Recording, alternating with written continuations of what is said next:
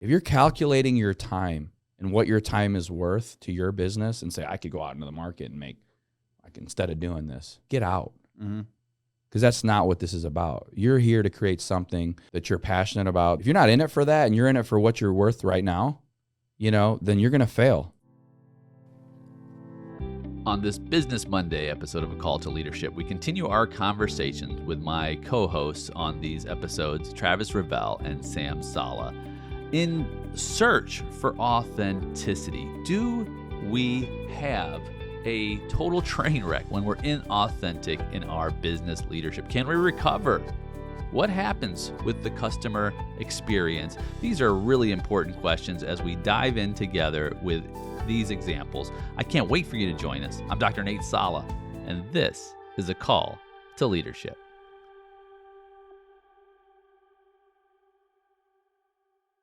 We want to say 98% of this. Yes, our entire public financial system is based on speculation. Yeah, it's not real.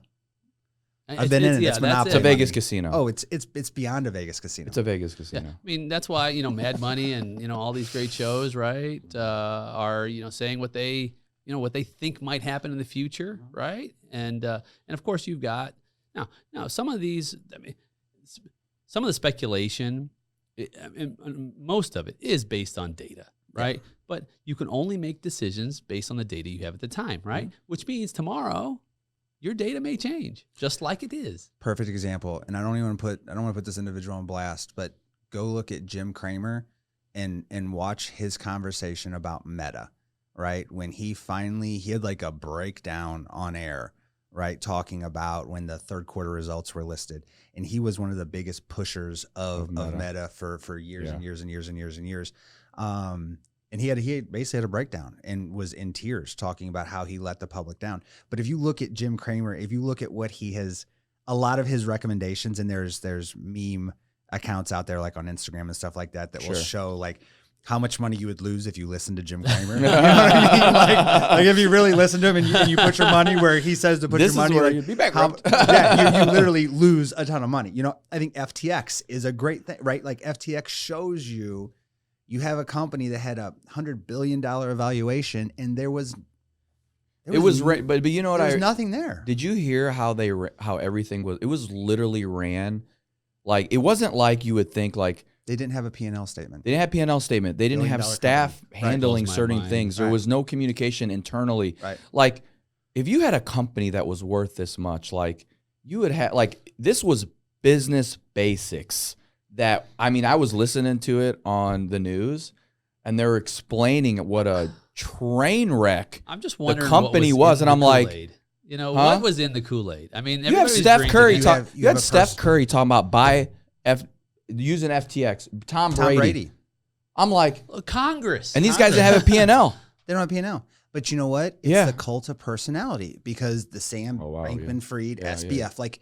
When we start giving people, we just start calling people their initials. You know what I mean? Like SBF, you know what I mean? In trouble. You just look at him, right? I mean, he's got the whole disheveled look down. Oh, he's so smart. He's a genius. He's living in, he moved, Bahamas. Right? Bahamas. Anytime anybody's living in a non-extradition area, you know what I mean? Or the finance industry. You know, I mean, it's just like, there's so many things, but people want to believe in something. And they will throw their money at stuff that isn't real because of a cult of personality. Yeah. So it's funny because he like streamed in from the Bahamas on the new, like they had him. And he's like, I mean, the guy's like personality's like not there, like so dry. He's like, yeah, I feel bad.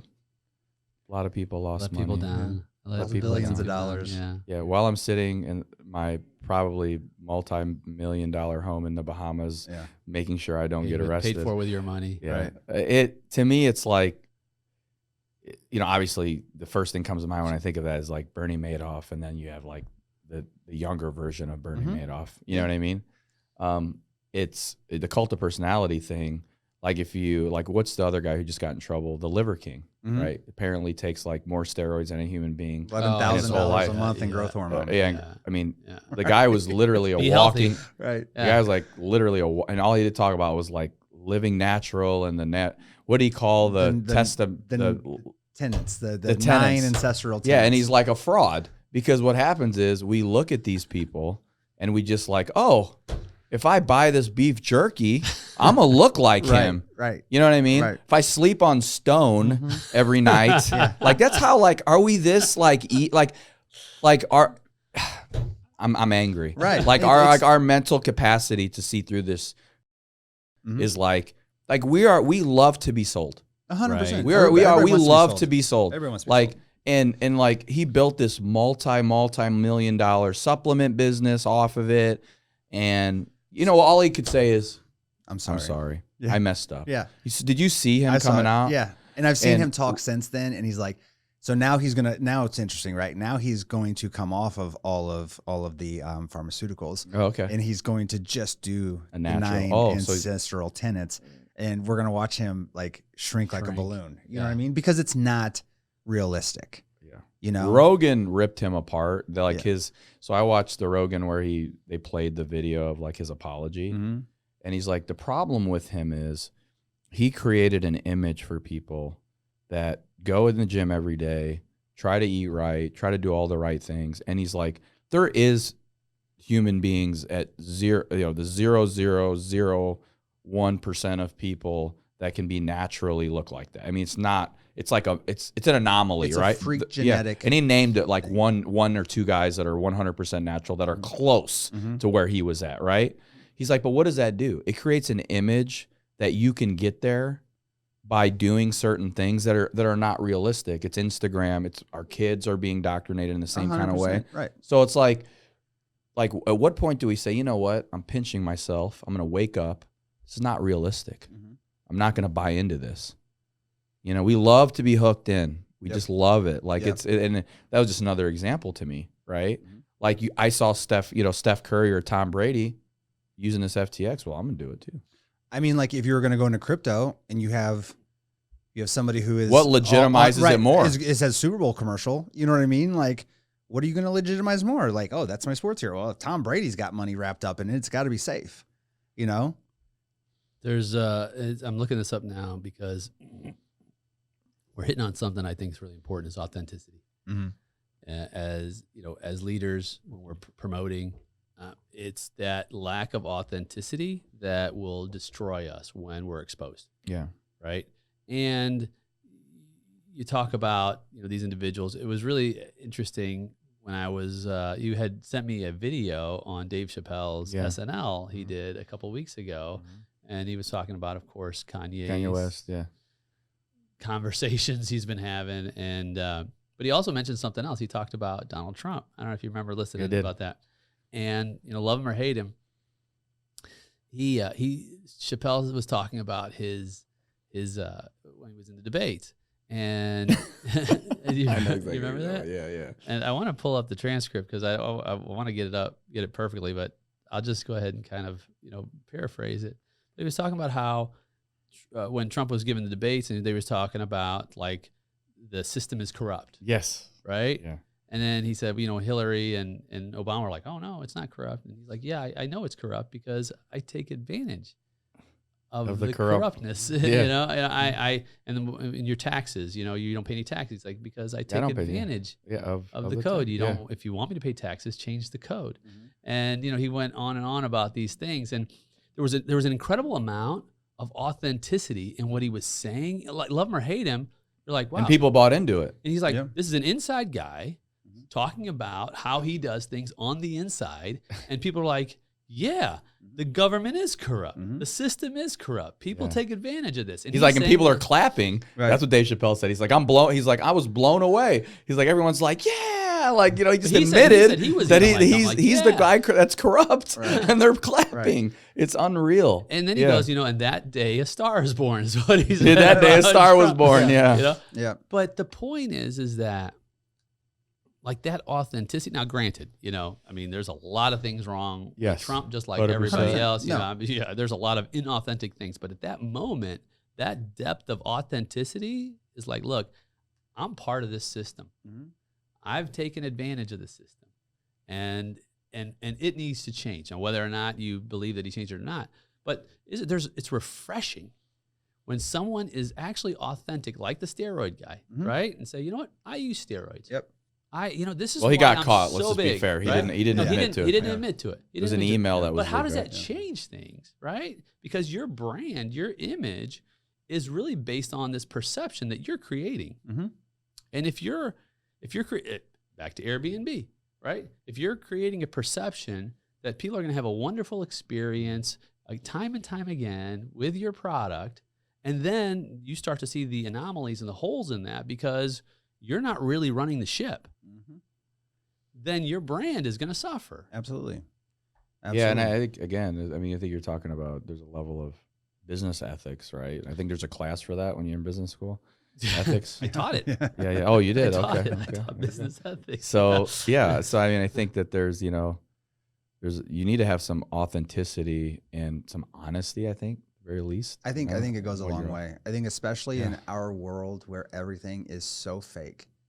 So fake. It's so fake, right? That I think that just being honest puts you in a different category, right? Right. Like coming out and saying, I'm not perfect, right? Like, and you're starting to see, right? Because obviously I'm into fitness, and so I fitness, people I've got follow and stuff like that, and you're starting to see, right? Like even they're coming out, like the smart ones are, and they're saying, hey, look, here's what I look like when I'm not posing specifically, right? Yes. Because Yes. they want people to understand, like, what you're chasing, this image that you're chasing isn't real. You're not going to look like It's that. not real. all And the so time, yeah. if they, I think they've gone through, their couple years where they get people to follow them, and now they want to have like realistic expectations because they're all trying to sell their workout plans, their supplements. And after a while, right, people are going to say like, I've done everything you have told me to do for years. Right. I don't look like your pictures. What that's not authentic, Right. So I think hopefully their pendulum is going to swing back to where authenticity, real, this is real life. Yes. Right? And that's what I think we try to do here is like, talk about real life. Yeah, it's not all roses and bonbons. It's not even 50% roses and bonbons. You know what I mean? Like, It's far from it, yeah. right? But that's okay. That's And- real life. and sharing your real struggles. Like I recently posted this time of year where during this recording, it's the holidays, right? And I recently posted about doing this sort of 30 days of love with me and my son. Basically, just finding ways to do acts of service, right? And a lot of people are like, "Oh, that's so awesome that you're doing that." And I'm so inspired. And I had to like explain why, like because I didn't want them just thinking, "Oh, wow, Nate, he's just all about doing great Right. things just for the sake of great things." Right. I said, part of it is because my son and I were drifting apart. Mhm. I mean, he's a teenager, he starts to break away, which I understand the independence piece, but I knew it was taking a turn that wasn't for the good. Mhm. I knew it was taking a turn that was getting us into a place to where we were not having that father-son relationship that I know he needs me at this stage of his life to teach him how to be a man. Mhm. And my wife also interjected. I'm like, you need to be more involved.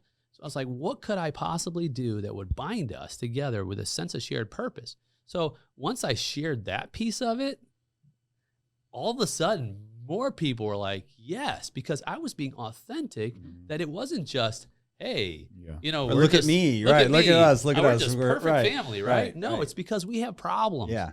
Yeah. The problems aren't going to instantly going away. Well, and I think people relate to it because they have problems. Right. You know what I mean? And there's a part of us that wants to escape, right? So you're scrolling through TikTok at night before you go to bed. Like you just want to escape because your day is stressful, right? Like you need something to escape from.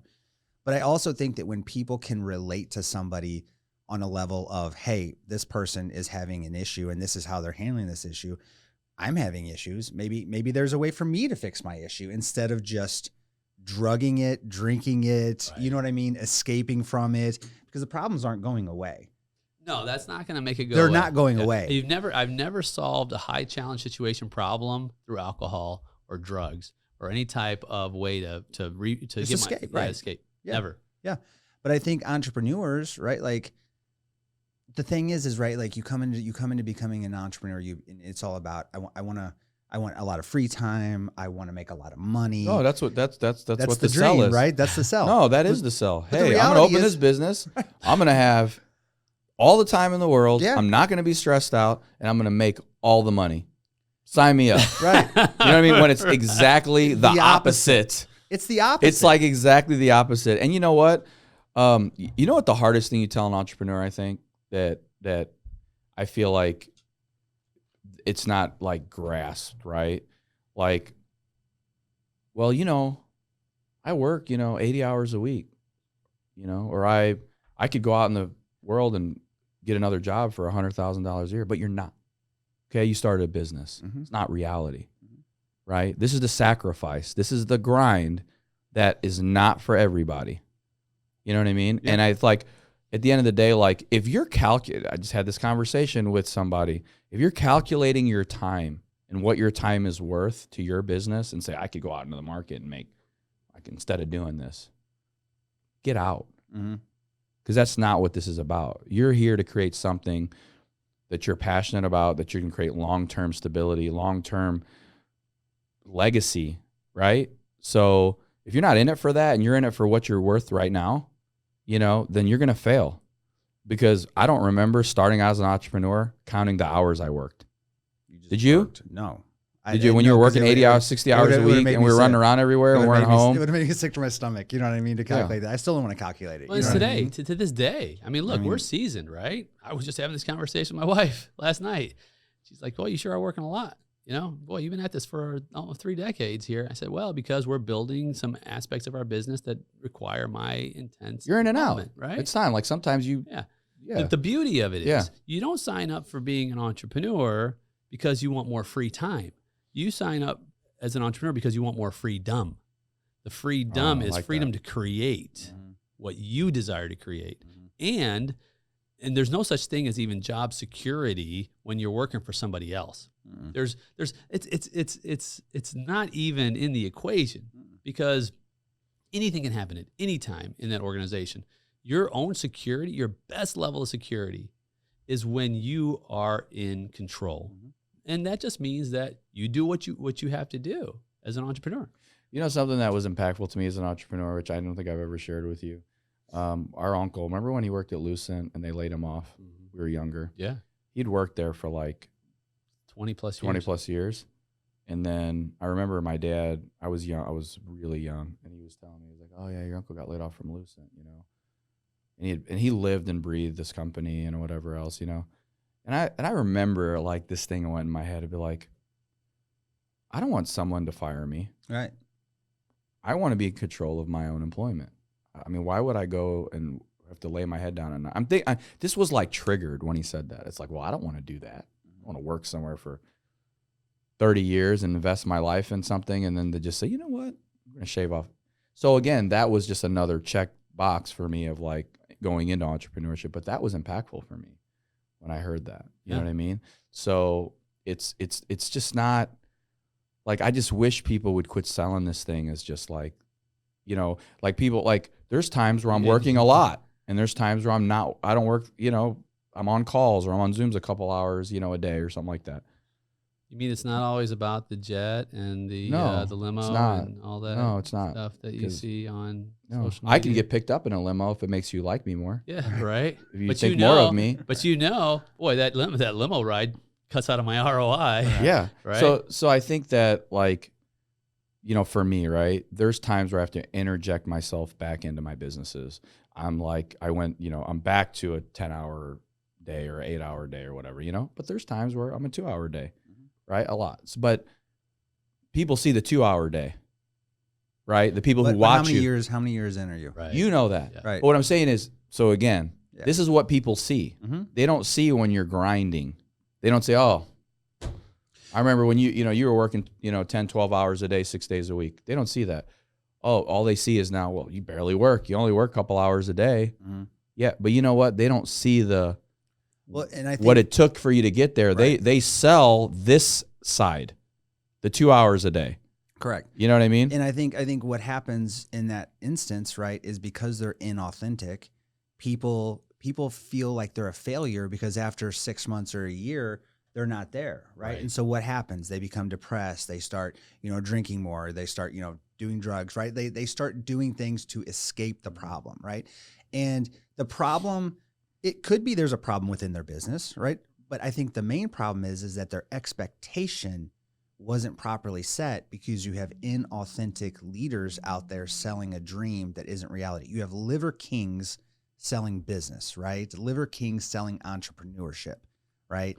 Just do this. How about this? Mark There- Zuckerberg. Yeah. When he sold Meta, I mean, he sold it like, oh, this is going to be the Excellent. revolution, the evolution, right? Mhm. And we're going to make sure we've got tons of people working, and this is going to be ongoing. And what does he say? What, less than a month ago? Laid off like the whole. I made a mistake. Yeah. I Made a thought it mistake. was going to be indefinite. And I'm like, I'm listening to this. I'm like, okay, so you're at the forefront of the technological social advancement on the planet. And you couldn't predict that there's going to be cycles. Yeah. Because they've always been on this upward trajectory. You know what I mean? Like cheap cash, investors throwing money in. You're the darling. You know what I mean? You're a billionaire at, think you're at invincible. 20 years old. You're You know, invincible. You don't make invincible. mistakes. You don't make mistakes. You don't have a mistake, you know? But that is the 0.0001% of the people who can look like Liver King without actually taking steroids. You know what I Right. mean? That's not reality, right? The reality is you're going to struggle. And if you don't struggle, you're not going to be successful, right? Yeah, I agree. You have to struggle to be successful. Here's Build the your other struggle thing. muscles. Guess Yeah. what? There's no guarantee you're going to make it. Absolutely. You can struggle for 10 years and then just decide, So- you know so what, if you're I'm spinning not- your wheels- Gotta go a I've different gotta go a direction. different direction. Yeah, that's that. I mean, you know, seek. Okay, if you're not tenured entrepreneur, seek mentorship. Right. Get a coach, get a mentor, get someone that is Yeah. experienced that can help you. You know, Paint the real picture. paint the real picture and put you on a path to success, because this image of, you know, roses and berries and Lamborghinis and townhouses and time and no stress is just it's completely inaccurate. I mean, can you achieve that? Yes, it is definitely achievable, but you know, it's gonna take. You're not going to be a 27. And it's different for everybody. Right. But I It's love, different for I love it when you see like a 27-year-old, right, who's driving Lambos. You can finance- and living in Dubai. You know what I mean? Right. And like chasing Public money. service announcement. Anyone can own a Lambo. They're financing them at unreal rates, apparently, because now the Lambo's the new Hyundai driving up Right, the road, because right, I see them like every 5 Well, minutes. Rogan was just Yeah. trashing Lambos. He was on an episode about cars, and he's like, yeah, they're just so, what did he call them? I don't know what he called them, bougie or whatever, but that was his thing. He likes muscle cars, but nonetheless, interestingly, my son we were talking about this about a year ago. He was in my home office, laying on the floor, and he said, Dad, I think I want to be a CEO. Because he's trying to think of what he wants to do, right? He said, I don't think I want to do what you do. I think I want to be a CEO. I'm like, why? He said, because you work really hard for your season, a busy season, but then you take it easy. But I said, I don't want to work that hard. I said, well, the average CEO works like 70 plus hours a week. And he goes, really? I said, yeah, a decent one worth their salt. He's like, well, maybe I don't want to be a CEO. Right. There's no easy tickets, son. Right. You know, you see this on social media, influencers and people, even they're working their tails off, right? Yeah. I mean, there's a lot of inauthenticity about the picture people paint to get to where they want to go. I mean, you got to put in the work. There's no shortcut. And if you take a shortcut, it's going to cost you. Yeah. So I have a friend who she's an influencer. She's on TikTok. She's got a couple million followers, blah, blah, blah. Right. And I was talking to her a couple weeks ago, and she was saying how hard it is because, you know, she'll get a sponsorship, and then she's got to do, you know, some skits. I call them skits, right? Whatever you want to call them. Right. She's got to come up with content for that person, and then that person will go away. And then she's like, if I actually look at how much time I put into this to how much money I make, she's like, I would be depressed. She was like, I make less than I do in my first job out of college, right? Yeah. But on the surface, millions of, if you told a 20-year-old, hey, you want 2 million subscribers on TikTok right now, they would think they won the lottery. You know what I mean? And so this whole world that we have right now, and I swear this is me getting old, right? Where I'm like, these kids, they don't understand, you know, but it's like, it's not real. It's fake. And so I think like to the guys that are listening out there who are struggling in their business, like that's normal. Yeah. Right. It's normal. And there's a way to fix it. Right. There's always a solution. But, you know, I've seen so many people, high level CEOs, right. You know, entrepreneurs, but they're alcoholics, they're drug addicts. They've got, 3 divorces. Yeah. You know what I mean? Their kids don't want to see them because Yeah. they've never spent that time. And so, I don't want to say that's the real world, but the real world is somewhere in between, right? The glitz and glamour and the struggle and the high suicide rates with entrepreneurs. Oh, yeah. You know, I mean, it's a stressful endeavor. But where's the boats and summer houses and Lamborghinis come in? Yeah. I mean, and people can get that. But here's the thing. So this is the thing, right? I think the truth is the guy who I admire the most is not the guy who necessarily has that house and that Lamborghini and that plane, but it's the guy that can walk up and buy that plane, house, and Lamborghini, and you'll never know it. Well, I guess you got to sell all that stuff, Travis. For right. I better you need to get rid of it. No, but the thing is like, but I also think your age has a lot to do with it too, because you know I'm in mid-40s. I mean, that stuff doesn't give me. I mean, it doesn't excite me anymore. No gray, by the way. Right. No gray. Right. With that. Olive oil and hummus, man. Stressed I enough. think It's a Middle Eastern. Let's open a business. Yeah. But you know, I think that, and you know, at the end of the day, it's like I've always been very supportive of like, you know what, if you want that Lamborghini and you can do it and you're successful, go get it. You know what I mean? Like I'm all about that. You know what I mean? But do it because it's like there's reasons for it, right? Do it because you want it, not because you think someone's going gonna to check mark. Someone's going to be like, oh, he's super successful. Oh, he's super successful. Right. And but I think that's changing, right? Because I think like that whole image, that's part of like the image. Yeah. Like it's. I mean, let's be honest. I mean, this is like becoming a Lamborghini conversation, but like, how many like remember when we were growing up, you'd see like one Lamborghini, like if you're lucky. Yeah, if you're lucky. A year, and it was like at a car show or a car event or something. Now or you're on vacation. Like I remember. I'll go drive down this office park. I probably count 2. Yeah. So it's just, you know, I think that, you know, everybody, you should hold an image that's respectful, but you know, and you want to be looked at as successful at the end of the day. Like I want to buy insurance from a guy who pulls up in the 750 BMW or whatever it may be. Yeah, I would like that. You know, I say this guy's successful. So there is avenues. Yeah, I mean 85 Nova he pulls in that versus sure. I'm like, you're not really good at what you do. So there's that's like right. That's an assumption that may not be true, but that's what you're thinking initially. You're like, But if he pulls up in a Lambo, you also have a problem.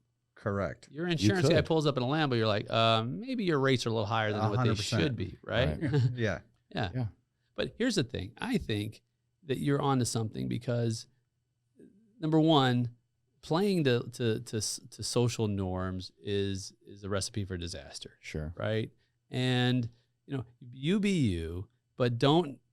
And this is going to come full circle, I think, for what we're talking about, especially with companies like Airbnb and so on.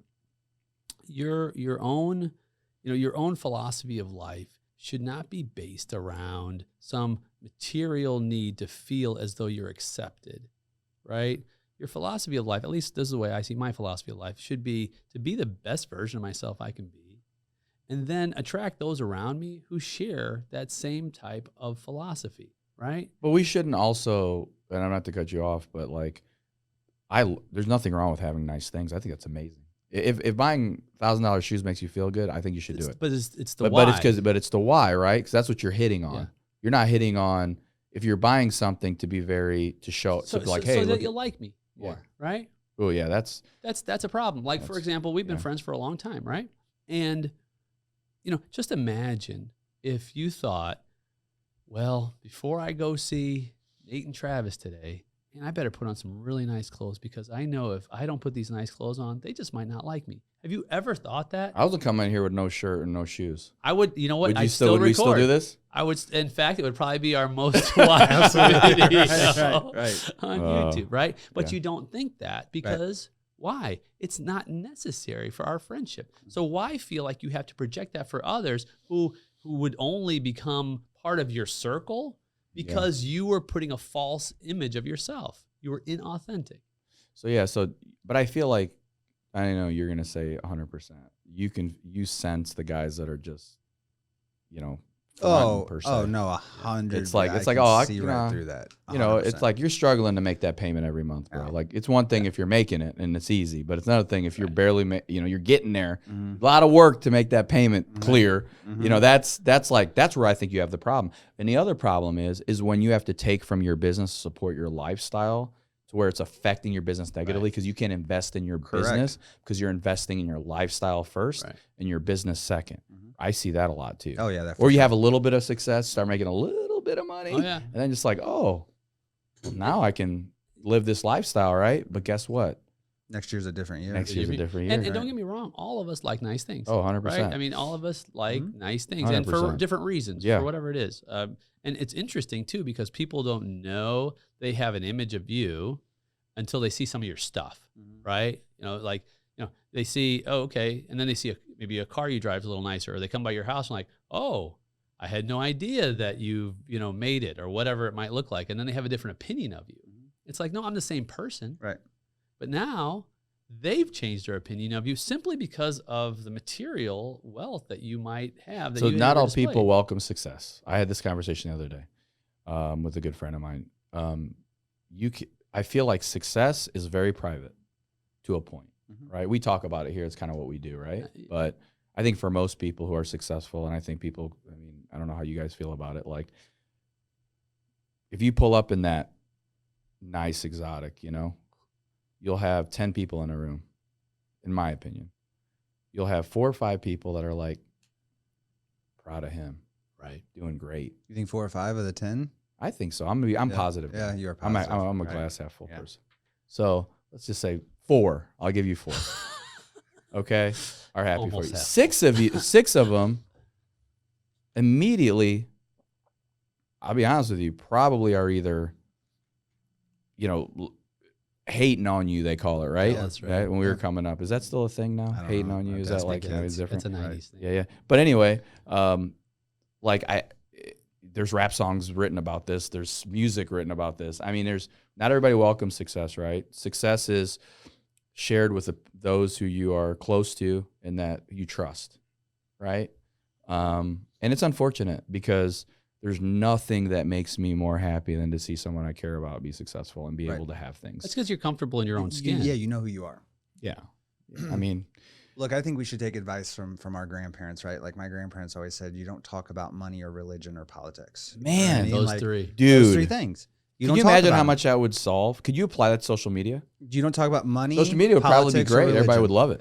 Because those are 3 issues that will affect friendships, right? They will affect how people view you in their personal things, right? Like who I vote for, right? Like, I mean, I would tell anybody, but like I vote for the person who I want to vote for, not who you want me to vote for. Right. I go to God the way I want to go to God. You know what I mean? And the money I make is really only my family's business. Why don't you mind your own business for once? Like, stay out of mine. Mm-hmm. Like, at the end of the day, it's okay for us to disagree. It's okay. Yeah. I'm not mad at you because you have different political views than me. Right. I'm not mad at you because you pray a different way than I do. We're in this is like super polarization time, man. Like all these things are escalated by algorithms and clicks and we don't realize how much we're affected by it. Like, and it's sad. It really is, because I feel like you said, that piece of advice, I think I think everybody should follow it, including myself. I think that should be something that all these topics, we used to be able to talk about things and we could disagree and it would be like, we just disagreed. Yeah. It's not like it. People carry that. Yeah. Well, and here it compounds it because people feel compelled for you to have to defend your position. Yeah. So if you believe a certain way or do a certain thing, Why? yeah. Why? Yeah, it's Why? like, What about this? What about this? as Did if you you're research this? Yeah, What about this? as if you're supposed to convince them. Right. Like you just be you. Right. Be you. Right. Be you. Like, I don't have to, we don't have to agree. We can agree on nothing and I can Still have talk a to you conversation. and respect you as a human Yeah. being. Yeah. I think that's where it comes down to, is like respecting each other's, I think there's going to get to a point where The pendulum will swing back, as we say. human crises, Mm-hmm. what brings humanity together when we're all in danger of something? Yeah. Well, That's when color doesn't matter. That's when political that's when views don't matter. That's when religious beliefs don't matter. When they tell us about the aliens.